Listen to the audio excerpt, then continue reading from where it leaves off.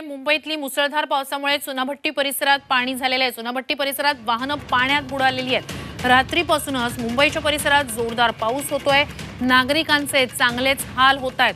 चुनाभट्टीच्या परिसरात वाहनं पाण्यात बुडालेली आहेत। चुनाभट्टीच्या परिसरात पाणी झालेलं आहे। तर ही दृश्य आपण पाहतो आहोत। चुनाभट्टीतली सकाळी 10:30 वाजताची ही दृश्य आहेत। म्हणजे आता सुद्धा या परिसरात हे इतकं पाणी साचलेलं आहे, वाहनं पाण्यात बुडालेली आहेत।